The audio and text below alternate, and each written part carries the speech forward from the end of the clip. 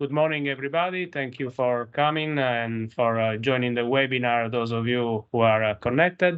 Grazie a tutti per essere qui presenti nella nostra aula P2 per la presentazione di questo volume, la traduzione italiana della nuova edizione del manuale del testo di psicologia sociale di Hogg e Vaughan. Quindi cominciamo subito, senza indugio. Darei la parola alla direttrice del nostro Dipartimento di Scienze della Formazione, professoressa Paola Perucchini, che ringrazio molto per essere disponibile qui con noi. Insomma, non solo per la presenza, devo dire, ma anche per il supporto che il Dipartimento non fa mai mancare a queste iniziative. Quindi grazie direttrice, prego a te la parola. Grazie Giuseppe, benvenuti, welcome to everybody, near and far away. Sì, noi ci teniamo come Dipartimento ad accogliere le iniziative scientifiche e culturali di promozione delle discipline che sono diciamo tipiche del nostro e attinenti al nostro Dipartimento, quindi ci fa piacere avere accolto questa presentazione di questo volume, un volume importante che soprattutto visto che è arrivata la nona edizione dimostra della sua importanza e anche permette di vedere le applicazioni, no, della psicologia sociale al contesto della realtà reale, della realtà effettiva e come può essere usata la ricerca e gli esiti della ricerca scientifica nella quotidianità. Io ringrazio gli autori, chi è presente e chi è lontano, e porto i saluti, oltre che del Dipartimento, anche quelli del Rettore, che purtroppo per i vari impegni che ha non è riuscito a passare da noi. Vi auguro buon lavoro. Il tema del seminario di oggi, tra l'altro, sfide della contemporaneità, è molto interessante, quindi io spero che possa essere di stimolo per le persone che sono presenti. Vedo qualche dottorando e quindi ed assegnista, e quindi spero che sia per tutti interessante. Grazie a tutti voi, grazie agli autori. Grazie. Io purtroppo non lo posso dire. Grazie direttrice, thank you. Grazie della presenza e dei saluti. Mi dispiace, ma vi lascio. Sì, Ma vi lascio in ottime mani. Ho in ottime mani, quindi buon lavoro. Grazie. Thank you. Okay. So let's move on here. There's a Yeah. Oh, okay, good. Okay, let's now switch to the English program, and I am happy to give the floor to Professor Hogg, so that will tell us some inputs about the making of this 9th edition, plus more from his expertise. So thank you, Professor Hogg, for being here, for being available for this webinar, and Right, thank you, Giuseppe, and great for you to, amazing to have translated the book, which is very, very thick, the original book, into Italian. And I could understand, is this all right? Is it lined up okay? Yeah. And I could understand I can speak Spanish, but not Italian, so I could understand some of the words. But if I try and speak Italian or tend to, it ends up sounding like Spanish. So it's a real mess. So I'm just going to do this in English. It'll probably be easier. And I'll try and go relatively slowly or clearly if I can. Okay, so what I'm going to do is I won't necessarily talk for very long, but let's just see how it goes. The computer's asking for certificates. And I've just got some notes here because I couldn't print anything out, just so I can follow through. So I'll be following these notes and cancelling these certificates. Okay. So what I'm going to do is give you a little bit of the inside information about why did we write this book? When did we write it? What was the background to it? What did we think we were doing? What was the vision behind it? And how has all that changed over, I think, about 20 years that the book has been going? So some of the background and the history of the book, and then just end up really in terms of talking to you quite a lot about the ways in which we do new editions, some of the criteria, what information we put in, decisions we make. I think every textbook writer has different ways they do this. And so I'll just explain the way I've been doing. And any feedback, any ideas, particularly for the Italian version, always I'll be very gratefully received. Okay, so I speak British English, not American English, although I'm in America now, okay? Just thought I should tell you that. And I've always been a European social psychologist. I started out here. My hometown is Bristol in England, but I've been in lots of other countries. I was born in India. I was brought up in Sri Lanka, moved to England when I was like in my teens, but I was educated, went to university, started working, was brought up during that period from about 15 to 30, which is really formative for most human beings. And so I consider myself a British, but really a European social psychologist. At that time, all the work we did, all the connections were within what was a developing and burgeoning European social psychology, which I know it was the 70s then, late 70s, early 80s, was still rebuilding itself after the war. Strange, a long time later, but coming together as a European social psychology. Okay, so I was educated in Bristol, hometown. I was trained, I did a BSc at Birmingham University in the UK. I started off doing physics. I thought physics would be fun. I decided I didn't like it. And after a year, I changed to psychology, got a psychology degree. And then I went to Bristol University, my hometown, but Bristol University, where I did my PhD. And people like Henri Tajfel and John Turner, Howard Giles, and lots of European social psychologists moved through Bristol because it was a big center for social psychology. And then I had my first job as an assistant professor, or a lecturer, as they call them in Britain, was there at Bristol University, and I was there for about 3 years, fully on board, teaching as a professor in the psychology department.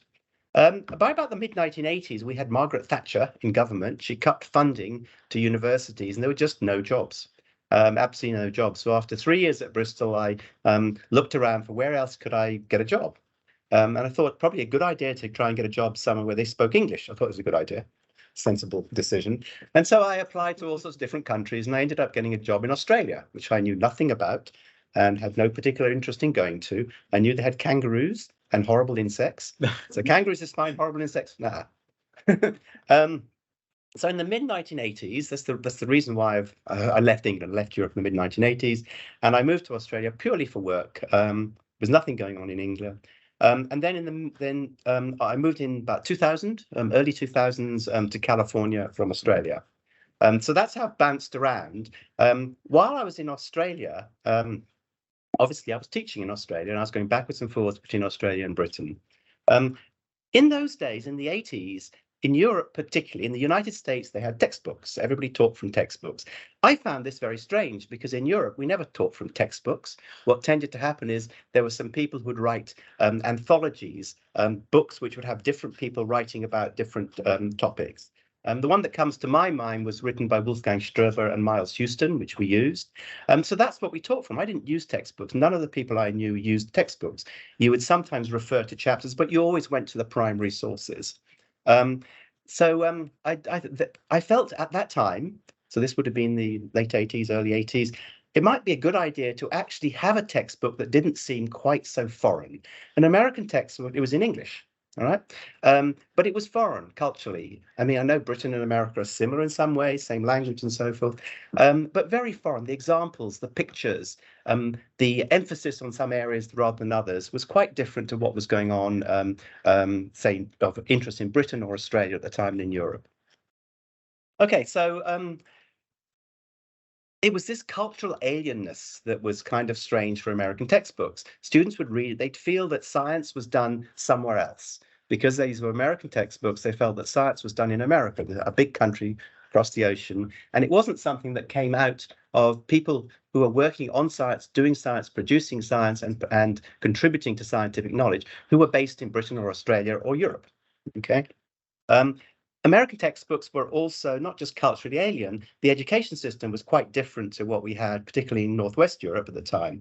It was at a much lower level. America is a very democratic country, or has been till recently. So enormous numbers of people would go at a very low level to university and would have textbooks. So the level, understandably, was much lower, which meant that if you gave American textbooks to students, say in Britain or in Australia, they'd think it's too simple. And it wasn't challenging enough. The intellectual content was weak for what they were doing. So it was too lower level than Europe. And also, which was important, and this is something I think that has changed, American textbooks, simply because they were located within America, huge market, they spoke to and covered topics that Americans were doing research on. And these topics were somewhat different to the topics which had a lot of airplay in Europe. So there were lots of topics that were just underplayed, not presented very much, that were very relevant in Europe and Australia. And these were issues to do with intergroup relations. This was a really big topic here, not so much in the US. Things to do with social change, societal change, and the power of minorities to initiate change. Stuff to do with social identity very broadly, not the narrow theory that the area I work in, but very broadly, people's identities collectively, not as individuals. An emphasis upon culture as basically normative attributes of groups and societies, and also, which has never really been played up enough, the role of language. Obviously, if you're doing research in America, everybody speaks the same language. If you're doing research in Europe, that isn't the case at all. Australia was more like America and Britain, I guess. Okay, so this is the kind of the context and the background. We needed a book, a textbook. It's in the back of my mind. I wasn't really going to do it, except in 1991, I went to a conference in Australia. I just moved from Melbourne University to Queensland, University of Queensland. And this was the annual conference of Australian social psychologists in a town called Ballarat. Have any of you ever been to Australia? Okay, if you go, don't go to Ballarat, right? It's not a very, it's in the middle of nowhere. It's very hot in the summer and very cold and grey in the winter, so not Ballarat. So I went to the conference in Ballarat, and here I met someone called Graham Vaughan, okay? Graham Vaughan's about 10 years older than me, and Graham, or maybe even more than that, Graham had connections with European social psychology. He had interests in psychological theories of intergroup conflict and prejudice, discrimination, sort of social identity. He wasn't a very prolific researcher, but this was the kind of work context, so we were able to get on really, really well together. He'd been the chair. Is that Ballarat? He'd been the chair of the psychology department at the University of Auckland, so New Zealand's largest and sort of most eminent university. He'd been the chair of the psych department there, and he just finished being the chair. So he sort of thought to himself, well, what am I going to do now? Now, he had lecture notes, like in those days, you do your own lecture notes, you speak them to people, you take a bit from here, a bit from there, no textbooks, everything. He thought, why don't I put these notes that I got, and literally they were bits of paper, right? You can just picture, right? So he wanted to put the notes, the pieces of paper together to create a textbook that he'd publish in New Zealand as a textbook for New Zealanders that didn't feel so alien. So this conference here, he was kind of interested to meet up with me, partly because I was in Australia, which down in the Antipodes, Australia is way bigger than New Zealand. And by having someone as a co-author on this book, he'd be able to would be able to reach over and have an Australian readership as well. It'd be for Australia and New Zealand, a much bigger enterprise than just for New Zealand. We'd probably get a bigger publisher to do that. Also, I was very well connected research-wise. I was younger, I was pretty dynamic, I was very interested in research, knew lots of people around the world, and was well connected. And he thought that was a good idea. And we got on well together. Before I came here, I was going to try and, I can't find it, a photograph of us on a little retreat the two of us did with the book, wearing Hawaiian shirts and looking very, very stupid. So he wanted to do this, and we talked about this. He wanted to assemble it in, and I got very excited about the idea. I tend to take things on and then find I don't have time to do them, but I had more time, I was younger. I got very excited, thought this is a great thing to do. Let's go ahead with this. Graham was going to take the lead. And I said, well, one thing I can do is I can put you in contact with publishing contacts I have. And the publishing contacts were primarily in the UK. Okay, and maybe we can look at something where we perhaps don't have an Australian book, and they might be vaguely interested in a British version. Right, just a British version, because Britain was the same as Australia. It wasn't really using American textbooks. Needed a textbook, not a collection of readings. Okay, so what happened the following year, in 1992, I was in England, and I went to a publishers' meeting in a pub in Oxford. Those of you who've been to England will know that that's what we do. We go to pubs. All meetings are done in pubs. And publishers seem to love going to pubs and take authors to pubs. So pubs figure very importantly culturally. They don't in American textbooks. So that's strange, right? So we met in a pub in Oxford with someone who was called Farrell Burnett. She was the senior editor for a publisher called Harvester Wheatsheaf, which I think was linked to Pearson. way back. I don't know, publishers keep changing and buying each other out and things. And so we discussed many book projects. I was involved in a lot of book projects at the time. I was kind of really into this, and these are all usually edited books on particular topics. And these are books where we and my colleague Dominic Abrams were trying to bring together some kind of rapprochement between American science and European science. They kind of drifted apart and they didn't get on very well together. We're trying to bring it together a bit. And so in this meeting, I floated this text idea and said, look, you know, I spoke to Graham Vaughan. He's kind of keen to do this, to do an Australia, New Zealand kind of textbook. And I think it would actually really work here, need to be a little bit different, but really work here in the UK. Farrell Burnett was even more excited than I was. Right, so that's fun. You know, these things should be fun, right? Was even more excited than I was. And so we ended up with a contract from Harvester Week Chief originally, or may have been Pearson Education, I'm not sure. It always confuses me. Or Prentice Hall, maybe, who knows. And this was it Prentice Hall? Yeah. So it's, as you see, all begin with P. So, and so we ended up with a contract, and we had for 2 books, an Australian New Zealand version, an Australasian version, and a European British version, which was published in 1995. And I'll talk a little bit about the format at this moment. It was very successful. We were very surprised, as one is. It was very successful. And with each subsequent edition, it seemed to become more and more popular in both in Australia, New Zealand, and in Europe. So the second edition, I'll just go quickly through, was in 1998. Kind of did a new edition every 3 years, right? That's a lot, as you will see. Third edition in 2002, a fourth in 2005, a fifth in 2008, a sixth in 2011, a seventh in 2014, an eighth in 2018, and the ninth edition, the one that you've adapted, came out in 2022. What we discovered, which was interesting, we had to do the two editions every time we wrote the book. So it was, I'll unpack that in a moment. What we discovered over this long period, starting 1995 right through to 2022, latterly, the scientific focus in Australia and New Zealand was becoming more and more similar to the scientific focus in Britain and Europe. All right, so the topics were coming closer. There was much more movement of populations. I mean, this is to do with just population movement, things move forward. It was also getting more similar to American. These were all coming together scientifically. So in doing our 2 books, we found they were becoming very, very similar. And so in about 2014, we thought, look, I think we just need to do 1 book. The Australians preferred the European book anyway, the students and faculty. So we thought we wanted to do just the 1 book. And so in 2022, we just have the 1 book, and we're going to go ahead with that. I think Australia might want to do some things that are slightly different and go on their own. But doing 2 books every 3 years, well, it was a completely ridiculous amount of work. Okay, the sales and adoptions in Europe were much, much larger than in Australia. Australia was, if anything, a slightly shrinking market. Europe was a growing market in Britain.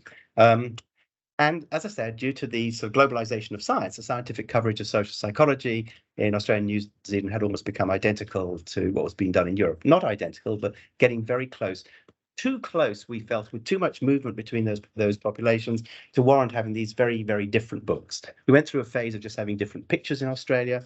So in Australia, you have pictures of the Harbour Bridge, the Opera House in the European thing, or we'd have, you know, Big Ben in London, or we'd have the Tower of Pisa here, something like that, to give it a sort of a cultural context which looked familiar to people in European countries and wasn't really alien to them. And then with my complete move to California in 2006, I was able to reconnect with Europe much more easily. Australia is a long way away. It's much easier to get here from LA than it is from there. And so I started reinvigorating my links here. All right, so over the years, I was always interested as the book's been translated into different languages. I think I was mentioning it earlier. So there's a Spanish edition, a Spanish translation, Italian, obviously, a Greek, and Turkish, and more recently a Chinese one. And often I hear in retrospect from Pearson that there's some other translation. They don't keep me very informed on this, but does seem to get translated. It's quite nice. And I quite like the Greek and Turkish versions, particularly the Greek version, because you can't understand it. It's all Greek script, you know, sort of. And the Turkish stuff you can sort of follow because it's Roman script, sort of. But the Greek one was quite kind of interesting. So I always threaten my students if they misbehave, I'll give them the Greek version to work from. Okay, so the vision for the book from the very beginning has always stayed the same. I'm going to say a little bit about that. We wanted this book to be scientifically rigorous. Remember, we're doing it for a European, a non-American audience. Scientifically rigorous. I'm not being negative towards Americans. They're very smart. The people who write those American textbooks, they write them very well, but they write them at a lower level. Okay, this needs to be scientifically rigorous. It needs to be comprehensive. It needs to be up to date. All right, it needed to include all the leading and most impactful research from around the globe. So it would give an equal weight. European edited books tended to give a weight to European research and downplay American research a bit. American books would do the opposite, not with any particular intention to do so, but because their market was this gigantic, huge English-speaking American market. So we wanted to include high-profile European research and the very best and high-profile of American research, the two of which were gradually coming together. I can remember there was a time 10 years ago where research done in the Netherlands in particular looked almost identical to social cognition research in the US. And so things changed like that. So we wanted to always include topics that were, and still are often overlooked or skipped over in US textbooks, but are central to European research. And I mentioned some of them, and I think these are changing a bit. I'd be interested to hear from you. Intergroup relations, intergroup conflict of this nature. I think it's become more popular in the US. Social identity, broadly social identity issues, which is really not dealt with very well in the US. Minority influence kinds of social change, language, culture, and so forth. We wanted it pitched at a significantly higher level than US intro social psych texts to cater really for the different education systems in Europe and Britain. However, we absolutely wanted the book to be accessible. Right, although pitched at a higher level, intellectually more engaging, we wanted to be accessible as possible without compromising rigor. So we didn't want this to be cartoons and whatevers, but on the other hand, we didn't want it to be so heavy and turgid that younger students coming into this were completely turned off. So we wanted to make it accessible. I've always felt that a lot of textbooks used to hide behind jargon a lot. Old-fashioned grammatical structures, turgid writing style. We wanted to be accessible. So every time we revise the book, we try and improve that aspect without compromising the science. So what we did is some other decisions we made. We thought this book should be pretty conventional. Okay, we divided the field into 16 chapters. This is right from the very beginning. We felt that, or maybe we had 14 chapters for a bit, 16 chapters, which sort of divided the field up roughly into the kinds of chunks you would normally do. And people could dip in and emphasize different aspects of it. So we divided the field into 16 chapters. And one decision we went backwards and forwards about, and then made a decision about very early in the piece, was how does one deal with applications of the science? What do you do with it? So a lot of American textbooks were going through a phase, and I haven't really kept track of this, of having chapters at the end, which would be applications. They would have a chapter on health. They'd have to have a chapter on climate. They'd have these applied chapters. So we went backwards and forwards, and those of you who are familiar with social psychology know Kurt Lewin's full cycle science model, where theory feeds into application that feeds back into science. So what we thought we would do, and we've stuck with, is we keep applications embedded within the chapter. So if you have a chapter about persuasion, you might in the chapter have boxes and talk a bit about how persuasion research is applied, and say how was it used for the Brexit vote in Britain. So you'd embed it within the chapter, okay? And we felt this, if people were horrible to us about this, we said, well, that's what Kurt Lewin or whatever, Kurt Lewin sort of advocated. We say Levin. Levin, yeah. Yes. I think the Italian. I think it's Levin. Sometimes it's been Levin. German pronunciation. Levin. Okay, all right. So in the US, it's Lewin.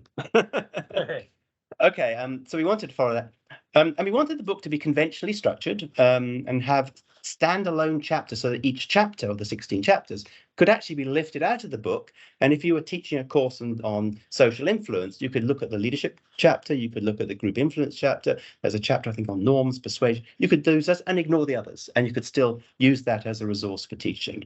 So we wanted to be conventionally structured, have standalone chapters, so that lecturers from across Europe could pick and choose different bits.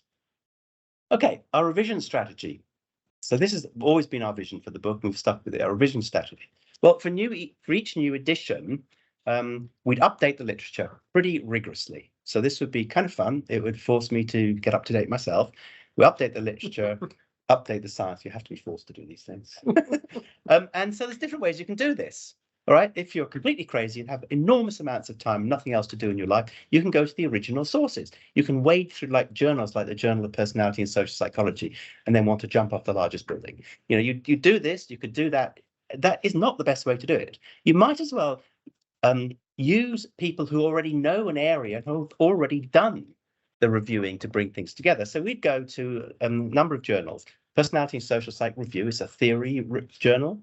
European Review of Social Psychology, Advances in Experimental Social Psychology, Current Directions in Psych Science, and relevant handbooks. We now have you have experts who've done some of that reviewing, who've picked and chosen what's important, what's the most relevant publications that have come up in those. So we use that as a resource. Typically, I do this to see what the state of the discipline is. I can do it in a 6-month period without killing myself before writing. So you have a snapshot at the time I'm just about to launch into writing the new edition about the state of the science. Okay, so that's a good way to do it. And that will also direct me to what updated references I should actually include. Okay. Now, in science, things can move quite quickly.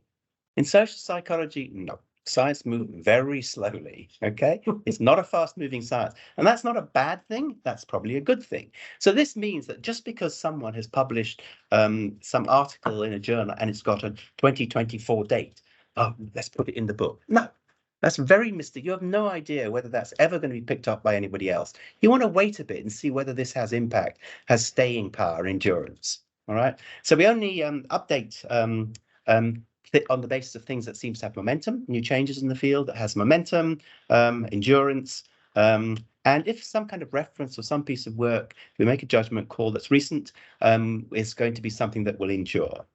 We also, so we're careful about that. We don't want to keep changing things just because it looks flashy new.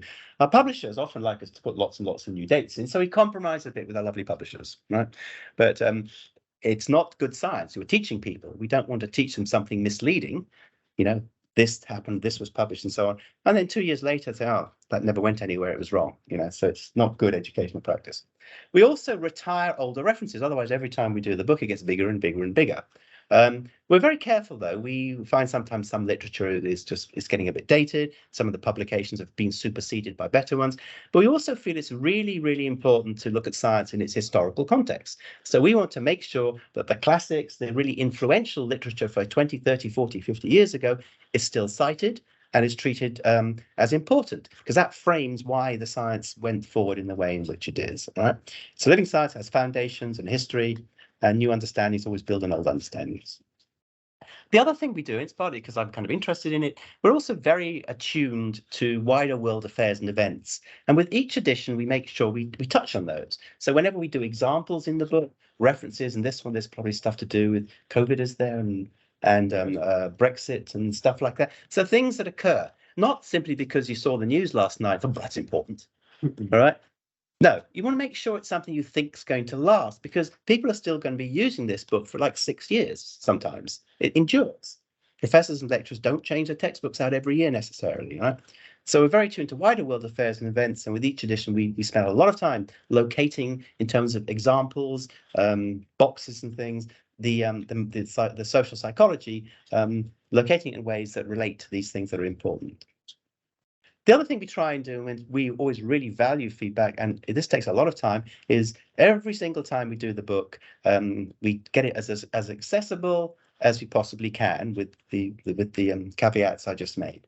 So the next time we come around, we go through the book and say, oh my God, that's terrible. Oh, that's terrible. So every single time we revise the book, we see different ways to make stuff easier to understand without losing the science. From time to time, we restructure chapters, and more occasionally we make minor changes within chapters. But we are sensitive to the fact that the ultimate important person in this whole book enterprise is the professor or the lecturer that uses the book to teach the students. Ironically, not the students. It's the lecturers or the professors. Now, I've been a lecturer and a professor. I've taught huge classes. We've all done this, I think. You do not want to prepare your course on the basis of a book, right? So this 9th edition. And then in 2 years' time, 3 years' time, the 10th edition comes out and it's completely different. Well, that's really irritating, right? Now you think, oh, I have to change my course. and have to change my notes. So you kind of want, again, just like science moves slowly, changes to the textbook also move slowly. And one reason is for that. We don't want to put lecturers, busy lecturers who are doing their own research, building their careers, to have to keep revising it every single time. Okay, so Giuseppe's fine translation. So one of the things we've always done with the book, and we started early, is we've always had an international advisory editorial board. Every time a new edition is about to come out, we usually contact them all, say, have you got any comments you want to make? And you don't expect anybody to give any. It's not something you have to do. But if someone just was teaching from the book or heard someone and said, oh, this particular bit is really bad and wrong, should be changed, you should put that in, then people tell us over our advisory board. I think we've got 25 people at the moment, 24 people from 13 European countries. I won't go through them all. Italy's well represented. We've got Anne Mas, still at Padua, is she? Yeah. Antonio Piero. I think she retired. She's retired, yeah. I've just known her for a long time. Antonio Piero at Sapienza and Giuseppe Carrus here at Tre. So we've got a good representation apart from Carrus, of course. Io fui terzo, traco tanto senno. So 9E was the 9th edition was written in 2020 and early 2021. As we all know, early in 2020 was when COVID started, and so that's when we started writing the book, in the middle of everything crashing. So it was right in the middle when COVID happened. We made a judgment call that COVID and a pandemic was going to be very enduring in people's memories, so we could use this as something to draw on as much as we could. But it was early days. There was very, very little social psychological research on COVID, but we did put a little bit in as best we could, again being careful to make sure the science is up to date. So lots of reference to COVID and tied into health attitudes and behaviors in terms of these kinds of ways in which social psychology informs policy and in applications. So COVID, health was right at the top of the list, but there were other references to contemporary events, and these included things like Brexit, populism, let's go through a few of these, global warming, climate crisis, guns and aggression, which is a big issue in the United States, but I think most people focus a bit upon it in terms of terrorism and so forth, conspiracy theories, echo chambers for people's identities, social media and the internet. We always build in reference to it, but there's very little research. Every time we try and find good research, I know one or two of the people who do this, it goes very slowly, it's not very good, and that's not a criticism of them. And so we're just kind of waiting for something to explode here and to find a lot of research on internet, social media and so forth. Obviously stuff on particular kinds of discrimination, typically gender, racial and age-related, white supremacist and racial purity ideologies, and so forth. So these were the kinds of things that we thought were going on in the world that we could use as referencing things. So I think quite a few in that for the 9th edition. Okay, almost finished. In terms of what we did for this 9th edition, we just updated sections of the book which seemed to have a lot of these areas which were kind of social issues, socio-political events. One of the other things we included in this edition, which was something was moving forward, was research on this is 2010's research, which had gathered momentum on reproducibility and the alleged replication crisis in social psychology, and literature and ideas on the open science movement. There's not a lot of research on this, but it's something that most students, I think it's probably the same in Italy, I don't know, I know in the US, a lot of students get exposed to these issues. A lot of them are very, very scared about it because they think it makes it very, particularly people who want to go on, they think that makes it very, very difficult for them to publish, and makes the field a very competitive field. So we kind of have that in there as something that students might want to talk about in workshops and things surrounding textbook. Okay. So the next thing is whether there's going to be a 10th edition. So again, what we do for 10th edition, and the people in London were talking to me briefly a little bit about this. It's just been, I think, because of the COVID period, I think a lot of my own, for example, research really had to slow down. So I've got to ramp that up. So if we do a 10th edition, which I think we probably will, Graham is getting very old though, unfortunately, so I'm not sure how we'll deal with that. If we do a 10th edition, I think I'll probably be up for it. I just need a bit of time to catch up on my own research. So instead of it being like 3 years from the 9th edition, it might be something like 4 years. So it's not catastrophic. The world's changed a lot in this last 4 or 5 years with COVID. with the war in Ukraine, all these very, very big changes. And obviously these would feature in the 10th edition and can be tied in with intergroup relations. Okay, I think that's it. Thanks. Thank you for listening.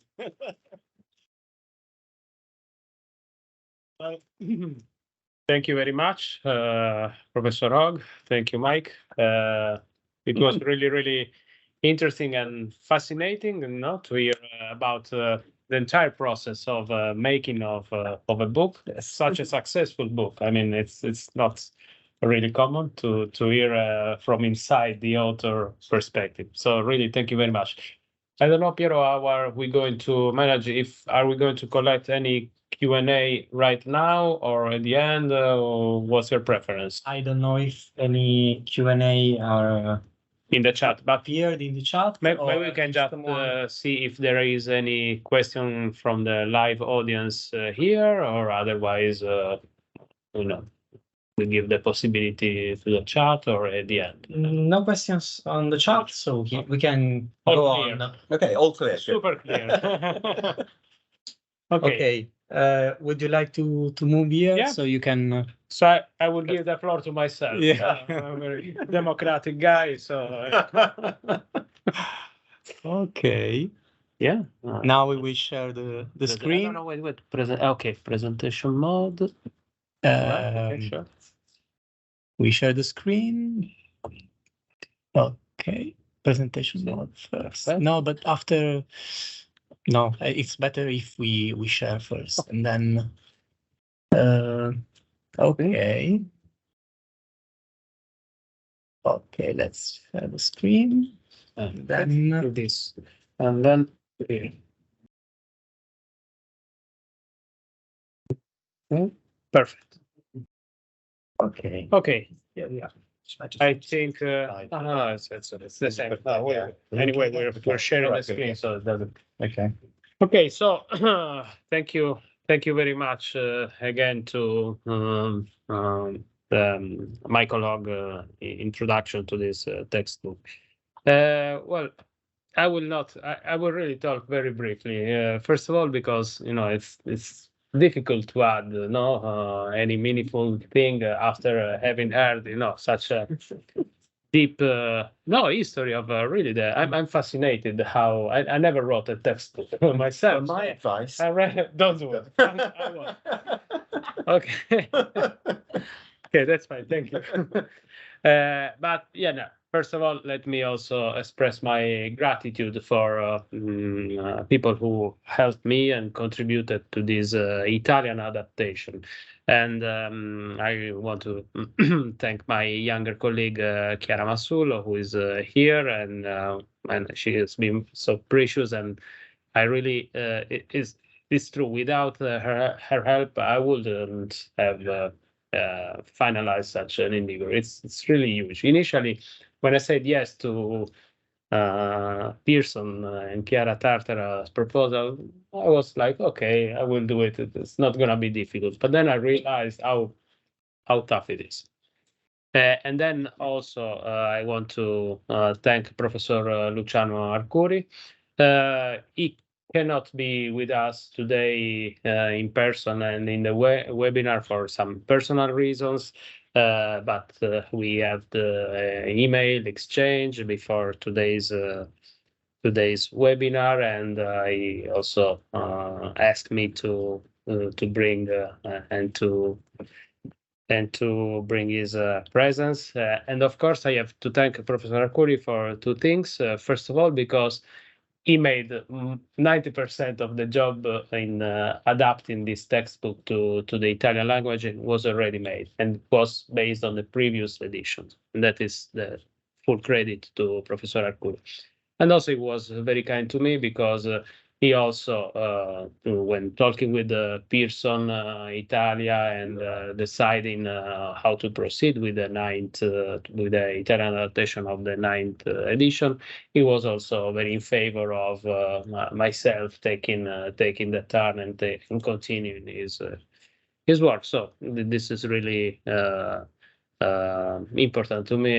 You know, my generation of students, we have studied on Professor Arcuri's textbooks when we were young, exactly when, as you were saying, so in the 90s. So, you know, this was very, very touching to me. So it's a pleasure. And of course, we have, I mentioned in the slide, Chiara Tartara and all the Pearson staff. We have Piero, Francesca here. We have many other colleagues from Pearson Italia and Pearson UK connected. So really, really thank you. You made it easier than it should have been. So I'm really, really thankful for that. And so let's go on. Well, I will try to, say a few things about the challenges of the Italian adaptation. And what are the main features that we try to follow and the main guidelines that we try to keep. First of all, we try to keep as much as we could, and I would say we have kept almost entirely the general approach of the first adaptation coordinated by Professor Arcuri, mainly in terms of well, if you see the Italian and the original edition compare, you will see the Italian edition is a little bit shorter. So there are some chapters which have been put together. And this was made in the initial adaptation, and we liked the idea, and we kept this shortening and this, let's say, making a little bit simpler. It's not that we want to also go back to the American style of textbooks, but it's the idea is that this textbook can be useful not only for psychology courses and psychology faculties, but also outside psychology faculty. So, keeping it at the reasonable level of easiness also for non-psychologists, which I think is good. And also the sequence of the arguments when merging two chapters together, there are some decisions to take what goes first, what goes after. So there is some, and basically we kept the initial structure. Also for the reasons that Mike mentioned, that lecturers and professors, they don't like to change every time the structure of their courses.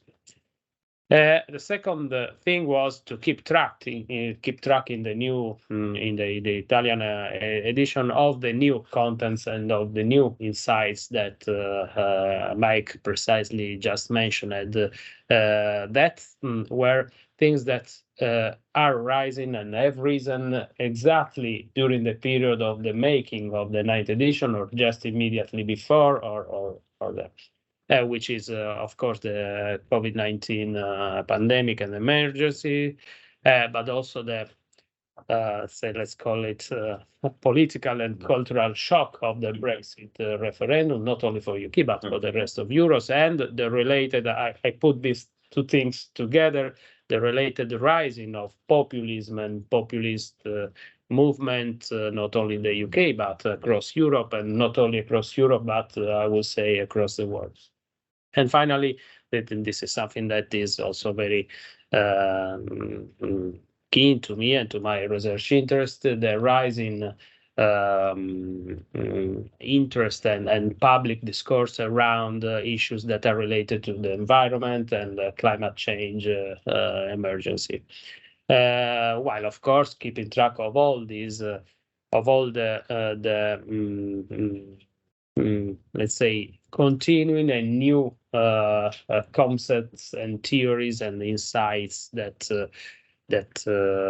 current social psychology is focusing on. Mike mentioned, for example, other issues which are also contained in this, like gender studies, for example, the glass cliff, all these, let's say, old but new things that current social psychology, particularly in its also applied endeavors, is focusing on. No? So this was something that we were very keen to keep and to make sure that they were fairly represented in the Italian edition or in the Italian version of the 9th edition. So that we don't lose these new insights.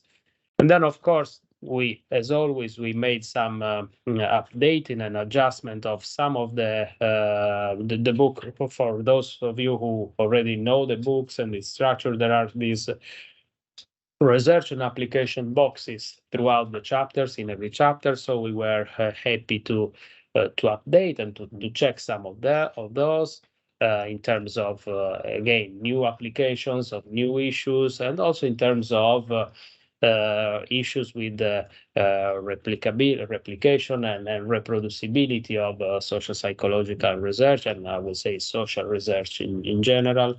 So we have an example here. We have Professor Vecchio here who will talk a little bit later about a specific new box that we introduced in the book, which is on prosocial behavior and how to implement programs for the promotion of pro-social behavior and pro-sociality in adolescents, in schools. So really, really practical things.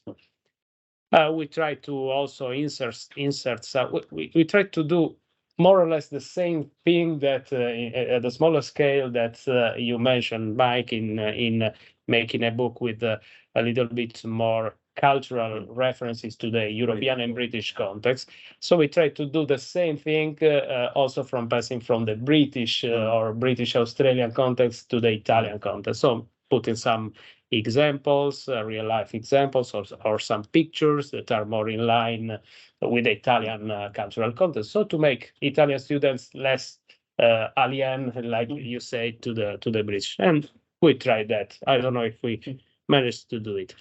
And the bottom line, and I'm going to close, is that, of course, it's difficult to improve such a successful book, came to the 9th edition. So really, really, what we try to do with Chiara and with the Pearson staff is at least to keep the same level of quality, so not to worsen it.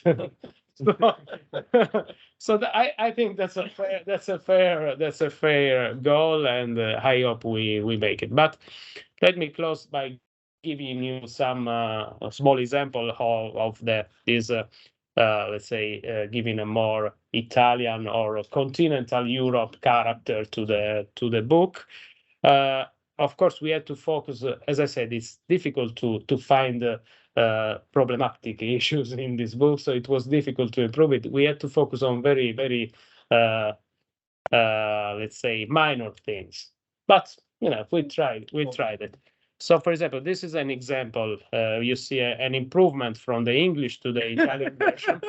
There's a chapter on aggression, and in the chapter of aggression, there's the picture of this nice British toy terrier showing his threat. So we decided, well, let's put a more continental dog. So we put a Brittany Spaniel dog, a little bit less. So, well, with a more reassuring face. So I think it's a good thing. And then, of course, there's a big chapter, Mike mentioned it, on culture and language and communication. There's a lot of pieces of text that talk about the importance of bilingualism in terms of cognitive development, but also in terms of intergroup relations. And of course, the British example of bilingualism are typically, like this, the one you see here is from Wales, Welsh, Welsh language. So we had to put some, let's say, more Italian bilingualism example with, this is a picture taken more or less the same. But from the Sardinian language. So that's a little touch of Italian adaptation. And finally, of course, when we talk Italy and Britain, it's almost impossible not to go on football. Yes. Yeah, we still have some. So there were some pictures. Was this our there. one? Yeah. This was the that's Dutch, the right? original one, the Dutch one. So Sure. we decided to Put the Italian one. to remove the Dutch, the orange. And so we put a picture of some Italian hooligans. I think this is the chapter on conformism. The part where we talk about group conformism or things like that. So, these are the very important, from the scientific point of view, adaptation choices that we have to make. Really important. Yeah. I mean, it makes it look familiar to you culturally. Yeah, and and I think we can follow with our schedule. So we have two speakers now, Professor Mastandrea and Professor Vecchio. Maybe I can go to the other side of the table and you can come here. And the floor is yours. Okay. Sì, io seguiamo l'ordine. So I'm the first panelist, okay? So thank you very much, Giuseppe, for inviting me. Thank you, Mike. Thank you, Pearson. I bring my welcome from the experimental psychology laboratory that we had. That's why Giuseppe asked me to give a very warm welcome to you and to Mike.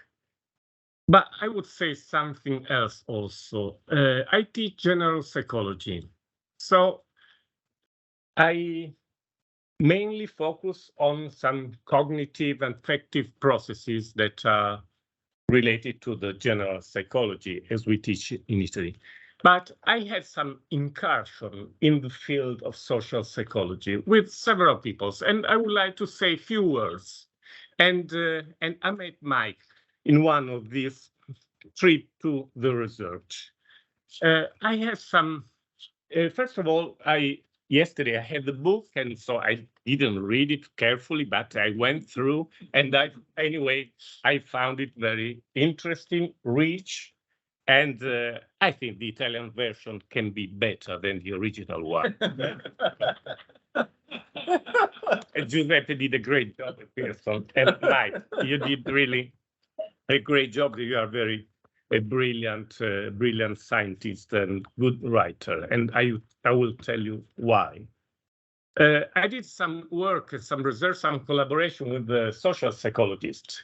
I'm sorry that there is no Luciano Arcuri here, but I did some work with Luigi Castelli in Padova some years ago. I did some work with Lucia Manetti, Antonello Chirumbolo here at Sapienza, and I made interesting research with Mike and with Bill Crano, two very important social psychologists.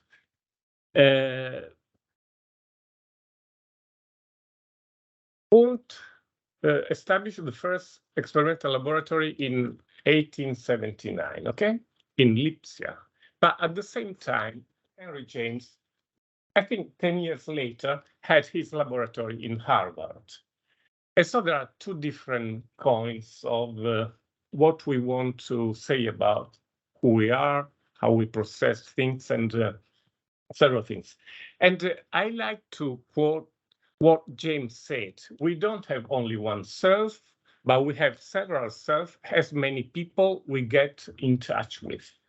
So identity is one of the important topics of general psychology, psychology in general, and social psychology. So you dedicate a very interesting chapter to identity. And you differentiate, I don't know if you know, about personal identity and social identity. Yes, it's very I don't have to explain what are the different meanings. And but we did a work with Mike related to identity. My interests are on visual perception, visual communication, and the arts. And I was visiting in Claremont Bill Crano, and I got to know Mike, and we spent maybe the first time we had a night together in Bill's house. Yeah, and so I think Just the two of us. Yeah, I think there was the two of us. And the whiskey. With the whiskey, with a single malt whiskey, and Yeah, Bill had yeah. a lot of single malt whiskey, and we made it. We were allowed to drink it. Yeah, allowed to drink it. So We tried. and then I was invited with Leah, my wife, in Thousand Oaks, North LA, in his beautiful house with this beautiful wife. And we had a lovely weekend with you. I don't know if you remember. Yes. But in the morning, while having breakfast, he's a very good barista, Mike. And he likes illy coffee. And I don't know why, it came up to our minds to do some work together, trying to combining his social psychology interests and my interest on perception and art. And we came across to, Okay. We have to share the screen. Se non importa. No, va benissimo. Serve l'audio? No. Ok. Dobbiamo uscire però da questo. Vabbè, se è complicato. No. Subito. Ecco qui. Chiudo questo. Ok, poi collegarti direttamente.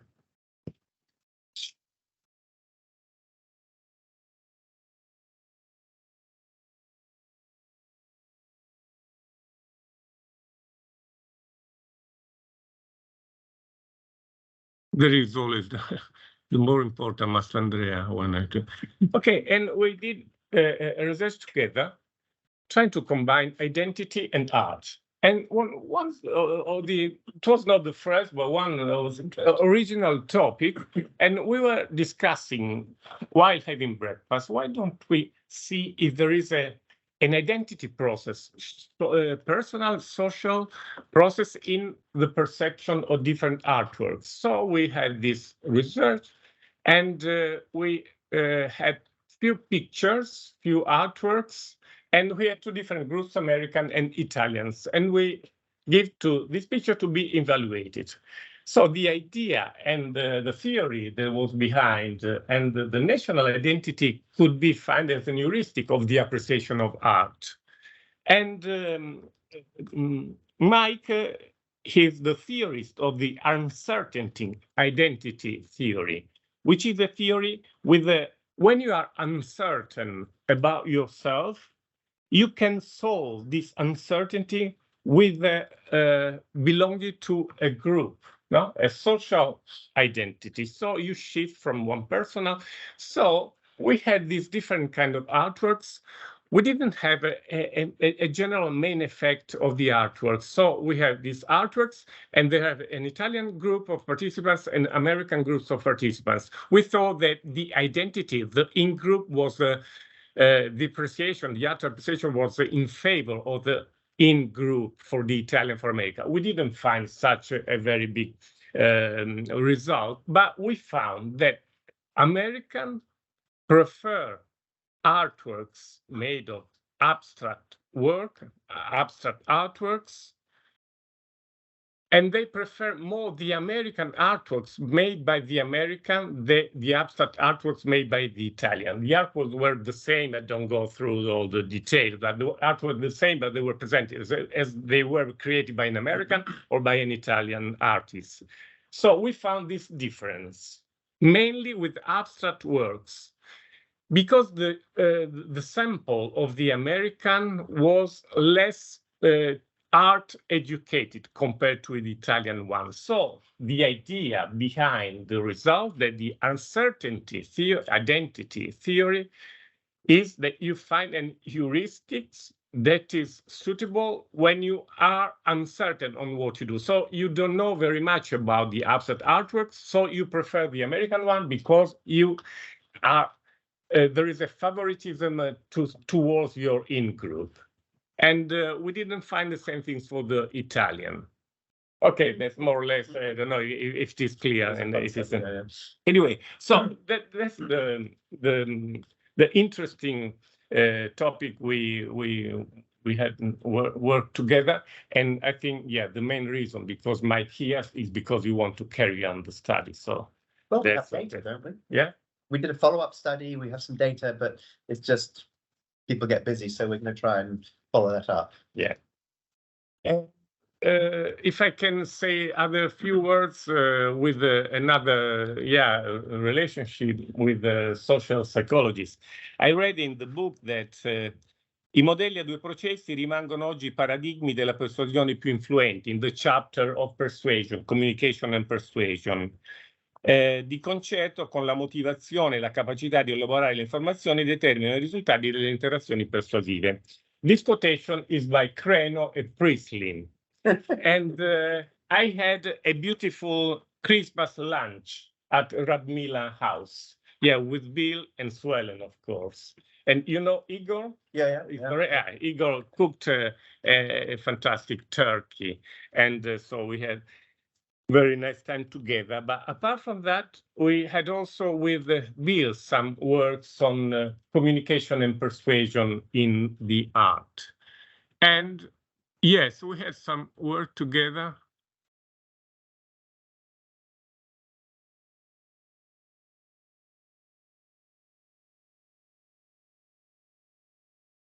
Yeah. Scusate.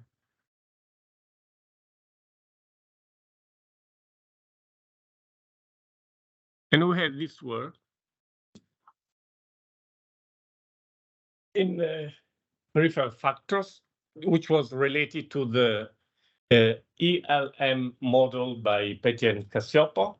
And we presented some artworks. And we said to one group that the artworks were created by famous artists like Monet, Van Gogh, and some other artists. And to another group, the artworks were the same, but they were created by non-famous artists. And so, as you can imagine, people preferred the artworks when they were created by famous artists. But the artworks, in fact, they were the same. So we thought that the double root processes, the central and the peripheral, could be applied also not only to a discursive topic and language, but also to visual languages. People without a particular knowledge and expertise in the art prefer, and they found more interesting, and they would pay more money to visit museums where can be displayed this kind of artwork by Monet and Van Gogh. And so we try to apply also to picture and visual communication these artworks.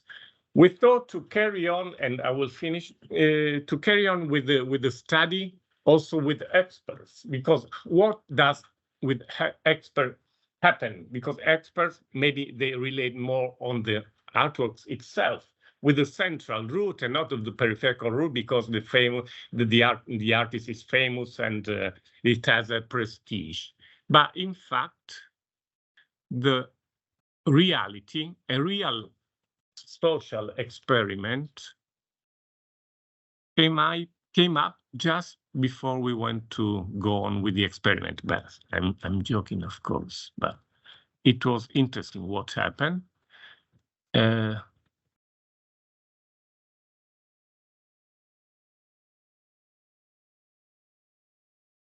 What happened during this work? In 2008, I never agree. in 2008, the Royal Academy, as every day in London, asked to any kind of artist to send their work. So it can be very famous artists, and you can be a naive artist, and so you have your own artworks just next to the famous artists.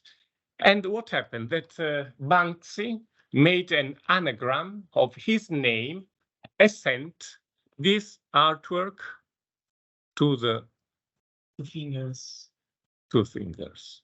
In the other. In the other. Yeah, Okay. the other way. I sent these artworks to the board of that was in charge of the selection of the artworks, but it was rejected. Okay, because it was an anagram of the name Banksy anagram. So the director of the board asked Banksy, Banksy, can you send us picture? And Banksy sent the same picture, this one that you see displayed on the wall. But this time the picture was accepted. So there is the same thing that we discover with naive people, with non-experts. But these were people that were very... I thought it was rejected because of Brexit. Yeah, no, and in fact, it was accepted this time because of the prestige of the artist, of Banksy. So even expert can be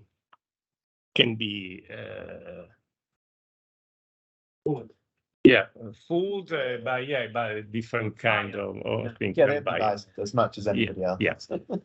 So we have to follow this artwork research and with the identity with Mike and with Bill again. And so I'm very grateful for the collaboration with Mike and Bill. And we find that, having you and Roma Tre as a guest and with the opportunity to have the book presented, it is very good and very interesting for us. Thank you very much.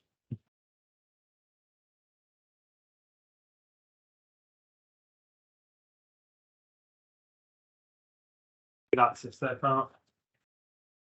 Thank you, Professor, Director of the Experimental Psychology. That's the real title. So now we move with Professor Giovanni Vecchio, who, as I said, he has an active role in the book because he wrote one of the boxes, and he's an expert, a recognized expert in Italy and outside Italy also as well, with many international collaboration on how to make children and adolescents more pro-social. So how to make this guy, how to start from the early beginning to promote, a more empathic and cooperative society. So, grazie. Grazie Giuseppe, thank you Professor Hogg, grazie a tutti per essere presenti, grazie alla Pearson. Io sono uno psicologo dello sviluppo e dell'educazione, quindi diciamo continuiamo questo itinerario nella psicologia che in qualche modo ha dei collegamenti molto tangibili con la psicologia sociale. Sono onorato di essere presente con un box all'interno del testo del professor Hogg e vi parlerò in brevissimo di una ricerca che porto avanti da diversi anni rispetto alla promozione del comportamento prosociale nei contesti scolastici. In generale, quindi, è un tema che si adatta molto bene alla psicologia sociale. È presente nel testo un capitolo su i comportamenti prosociali, quali sono, diciamo, i fattori sociali che promuovono questi comportamenti. Noi, da un punto di vista dello sviluppo, cerchiamo di indagare, oltre che gli aspetti sociali, anche gli aspetti personali e l'importanza di questo tipo di comportamenti. Sono dei comportamenti intenzionali, sono dei comportamenti che vengono messi in atto per recare un beneficio agli altri e tipicamente sono i comportamenti di helping, caring, sharing, aiuto, condivisione e conforto, consolazione. Perché sono importanti questi comportamenti, lo vedremo in modo particolare in un'ottica di sviluppo. Sono comportamenti spontanei che via via nel corso dello sviluppo vengono motivati da un sistema di valori come la cooperazione, la solidarietà, l'interdipendenza sociale. Un altro aspetto importante sono gli effetti dei comportamenti prosociali. I comportamenti prosociali contribuiscono in maniera determinante a un buon adattamento psicosociale nei contesti, riducono la probabilità delle condotte aggressive reiterate e anche alla affiliazione con pari devianti e aumentano anche la probabilità di una maggiore popolarità all'interno dei gruppi e allo stesso tempo riducono il rischio di ritiro e di rifiuto sociale. i comportamenti prosociali fanno bene anche a chi li mette in atto. In modo particolare hanno un ritorno per quanto riguarda il benessere fisico e il benessere emotivo, e anche rispetto alla riduzione delle emozioni negative. In generale, quindi, da un punto di vista della ricerca è importante studiare i comportamenti prosociali associandoli ai comportamenti aggressivi, che in qualche modo hanno un percorso normativo nel corso dello sviluppo, ma sono dei comportamenti che in qualche modo possono essere plasmati dall'educazione. E in modo particolare c'è un aspetto che li congiunge e quindi che fa sì che questi due comportamenti siano conosciuti, siano studiati, diciamo, in maniera congiunta, riguarda appunto le norme sociali e le norme morali, ovvero tutti quegli aspetti che in qualche modo hanno a che fare con l'identità sociale nel corso dello sviluppo. Allora veniamo alle implicazioni pratiche di questo studio. Il comportamento prosociale risulta essere un comportamento molto malleabile, molto modificabile attraverso l'azione educativa sia dei genitori, sia della scuola, sia del contesto in generale. E lo stesso Bandura ci ricorda come attraverso il modeling, attraverso quindi l'apprendimento vicario, i bambini apprendono molto bene dei modelli positivi di comportamento. Gli studi dell'Eisenberg in qualche modo confermano come le traiettorie di sviluppo del comportamento prosociale vadano in questa direzione. La scuola diventa quindi il contesto ottimale in cui poter veicolare questo tipo di comportamenti. In modo particolare il framework che noi abbiamo utilizzato è quello del social and emotional learning, che ci aiuta a tenere insieme lo sviluppo sociale ed emotivo dei bambini con lo sviluppo cognitivo all'interno di un contesto che è il contesto scolastico, e quindi all'interno anche di un percorso sistematico di educazione. Cevideas è un programma evidence-based che mira alla promozione dei comportamenti prosociali, allo sviluppo dei comportamenti prosociali all'interno dei contesti scolastici. E si avvale di 5 componenti: valori, prosocial values, emotional competence, perspective taking and empathy,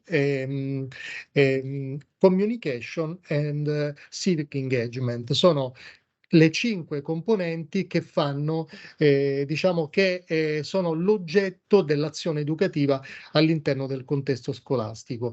Quindi è un curriculum sostanzialmente che si va a intersecare con l'attività curricolare all'interno della scuola, e quindi diventa una parte integrante del percorso scolastico.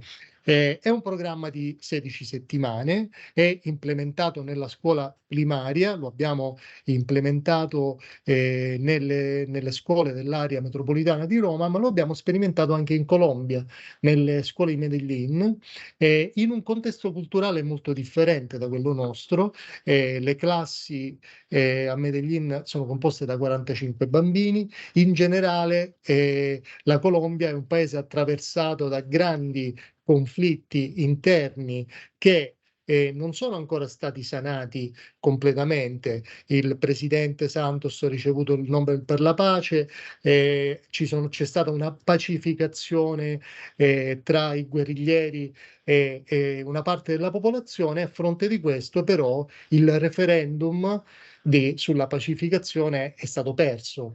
Quindi sostanzialmente è una nazione in cui ancora è viva diciamo, l'esigenza di formare le nuove generazioni anche a questo tipo di comportamenti. Abbiamo quindi utilizzato il corso di laurea di Scienze della Formazione primaria per lavorare concretamente nelle classi attraverso le prosocial lessons, che sono sostanzialmente delle lezioni interattive che utilizzano delle metodologie appunto attive, per veicolare questo tipo di comportamenti e lavorare quindi sulle 5 componenti del modello, in modo deduttivo e in modo induttivo. Deduttivo, cioè traendo dagli argomenti delle varie discipline, degli argomenti che si prestino ad approfondire la prosocialità o le sue componenti, oppure in maniera induttiva partendo dalla situazione delle classi, quindi da un clima conflittuale, da un clima di indifferenza, quindi partendo da questi bisogni della classe e quindi andando poi a cercare nei programmi dei materiali, degli argomenti che si prestano a questo tipo di approfondimento. Cosa fanno gli insegnanti in questo tipo di intervento?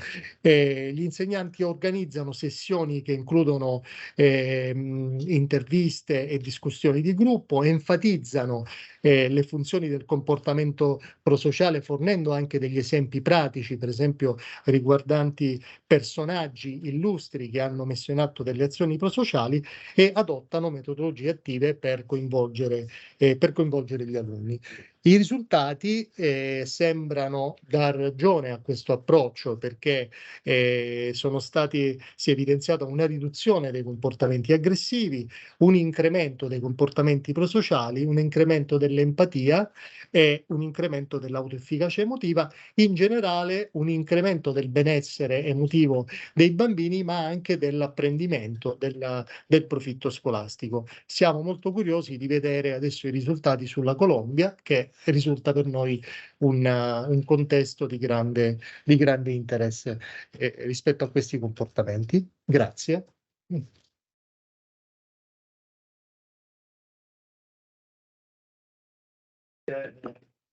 So many thanks to Professor Vecchio for his illustration of the program and of the box. And again, it's a nice example how we try to include in this Italian version also things that may be interesting also outside the street psychological domain, and make the book attractive also for teachers in other departments and other faculties where social psychology is taught, but it's meant to train different kinds of professionals and not just psychologists. Like in fact, in the case of our department, we are at the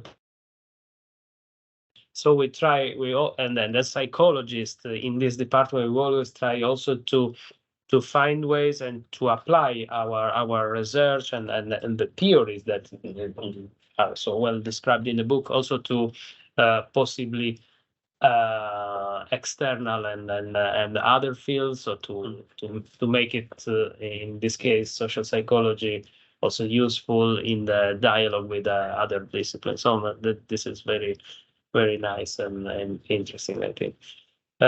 So I think we're over with more, let's say, academic content, and we can give the floor to Piero Papalettere from Pearson, account manager, and to tell us also something about the multimedia resources of this textbook, which also can be really, really helpful for lecturers and teachers. So thank you, Piero. Grazie. I will switch back to Italian. I think it would be a win-win. So I share my screen once again. Ok, benissimo. Allora, intanto fatemi dire due parole di ringraziamento all'università che ci ha ospitato, al Dipartimento che ci ha ospitato, perché davvero è solo grazie, come dire, a loro che è stato possibile realizzare questo evento. In particolare, ovviamente, voglio ringraziare il professor Hogg, che si è prestato fin da subito a partecipare, a prendere parte, a essere protagonista di questo momento di confronto. E come dimenticare, impossibile dimenticare invece il professor Carrus, grazie al quale davvero siamo riusciti a realizzare tutto questo. Ok, allora, come vi anticipava il professore, in quest'ultima breve sessione io adesso ho l'onere e l'onore di chiudere questo incontro, tra l'altro in zona pausa pranzo, per cui non sarà neanche facilissimo. Prometto di contenermi. E parleremo quindi degli asset digitali a corredo del manuale. Io sono Piero Pappalettere, lavoro per Pearson da qualche anno, sono un ex collega psicologo. Fino a qualche anno fa dicevo prestato all'editoria, adesso ho qualche dubbio sul prestito, diciamo. Con diritto di riscatto. Con diritto di riscatto, vedremo. Vedremo cosa succederà. Ad ogni modo, entriamo subito nel merito dei contenuti. Accedo direttamente alla piattaforma, così vi mostro un po' anche, come dire, tecnicamente come accedere ai contenuti della piattaforma. Facciamo un giro, quindi andiamo su pearson.it. Per chi se lo chiedesse, HE sta per Higher Education. Ok, esco. Quindi sostanzialmente quello che dovrete fare per accedere alla piattaforma in prima battuta è registrarvi o, qualora aveste già un account su account Pearson italiano, potrete effettuare il login con le credenziali di cui siete in possesso.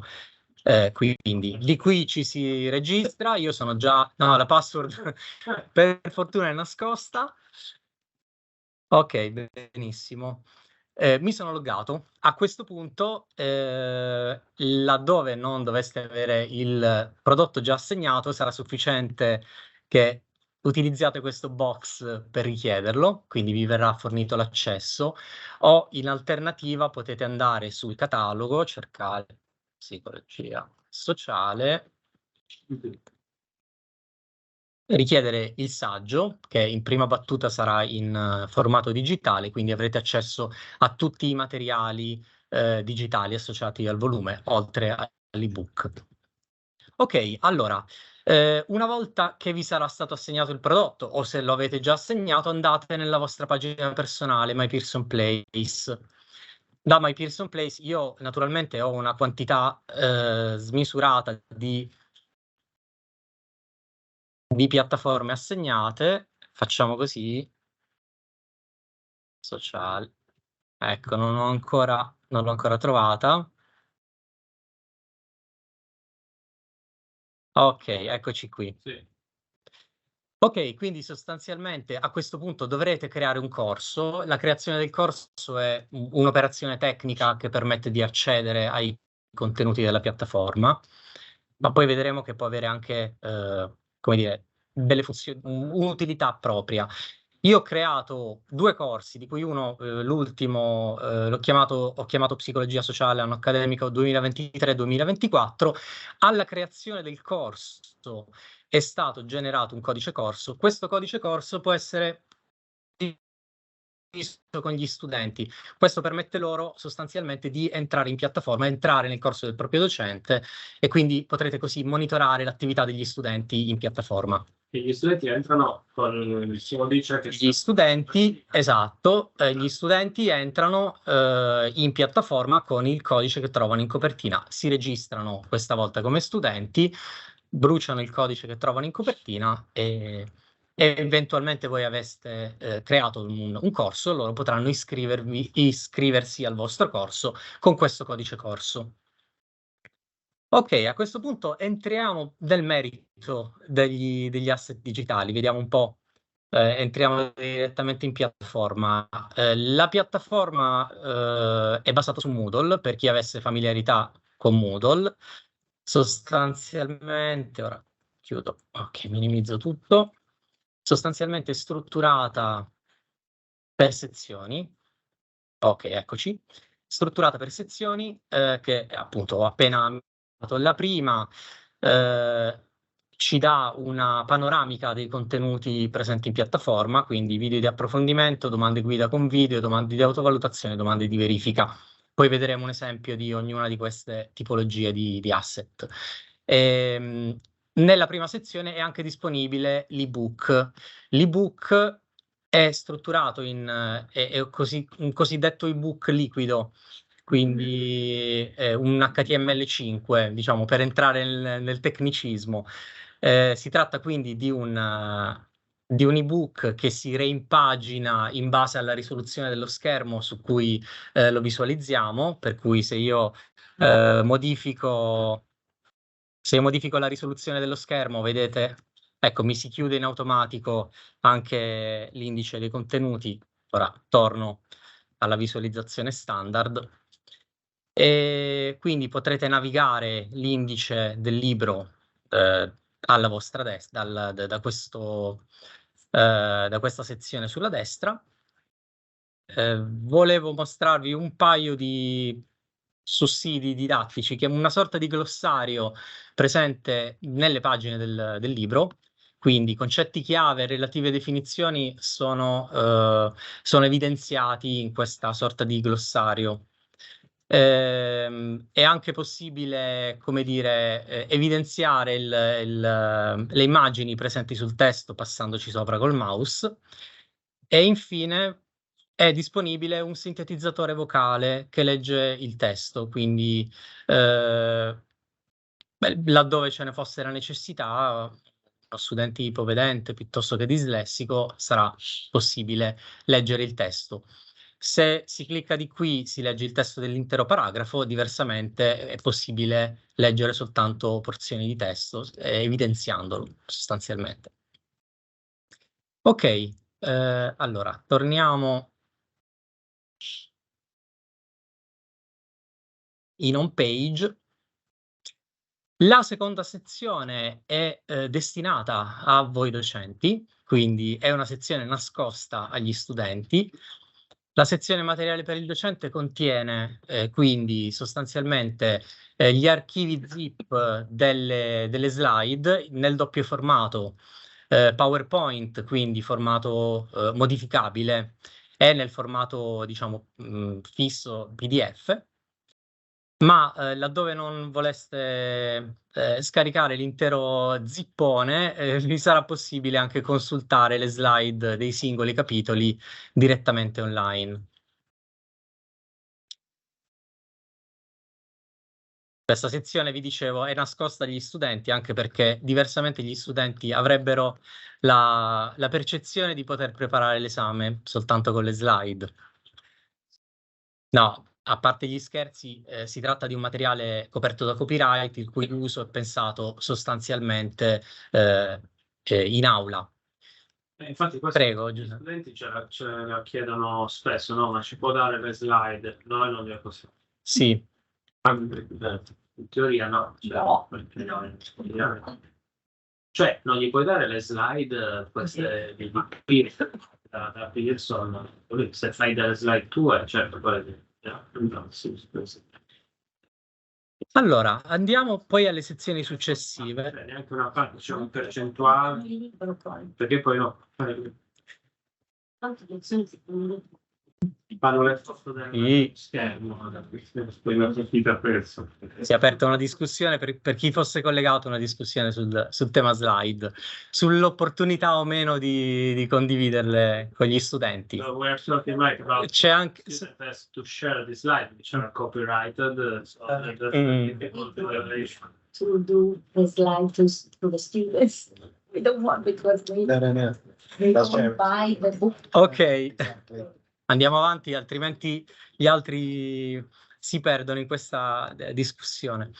Bene, allora, dicevo, le sezioni successive sono strutturate sulla struttura dei capitoli del libro, per cui all'interno di ognuna delle sezioni successive sostanzialmente troverete una serie di risorse esercitative e non. Adesso ve ne apro alcune soltanto a mo' di esempio. Quindi una prima tipologia di risorsa è rappresentata dai video di approfondimento, quindi ve ne apro uno soltanto, ok, soltanto per darvi l'idea. Prima di avviare, spero di aver condiviso anche l'audio, adesso mi viene questo dubbio. Lo scopriremo solo vivendo. Sostanzialmente no, ecco, volevo evidenziare un paio di caratteristiche del lettore, ovvero la possibilità di ridurre la velocità di riproduzione del video, no? Il tema, no, risorsa in inglese può esserci con studenti italiani, per cui intanto ci tengo a precisare questo. C'è la possibilità di inserire anche i sottotitoli in inglese, naturalmente. Per quello che riguarda questo video in particolare, i sottotitoli sono già inseriti all'interno del video, per cui gli studenti con un minimo di livello di inglese potranno comprendere. Vediamo il video di... Lo vediamo. No, quello di Beltrano, quello precedente. Vabbè, due secondi. Allora, torniamo. Ah, ok, va bene. È sul capitolo 4 comunque, atteggiamenti e persuasione. Making media. Ecco qui. La grande richiesta. Okay.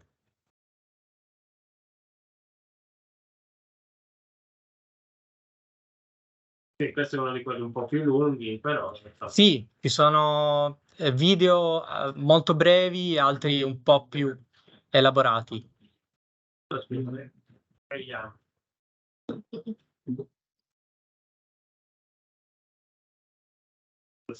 Solo per darvi un'idea, come dire, anche della diversificazione di questi contenuti video. Ok, ai video di approfondimento si affiancano risorse prettamente esercitative. Quindi abbiamo 3 tipologie sostanzialmente di risorse esercitative. Ci sono le domande guida con video, quindi qui sostanzialmente vi viene richiesto qui è presente la traccia del testo, quindi la domanda a cui lo studente dovrà rispondere con una risposta aperta, ma viene richiesto, prima di rispondere alla domanda, di guardare un video, una risorsa video, quindi questo è l'esperimento di Milgram, esatto.